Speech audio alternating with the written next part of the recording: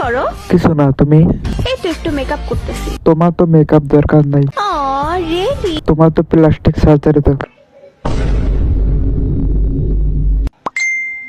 এমন কেন তুমি? একটু রোমান্টিক তো হতে পারো, তাই না?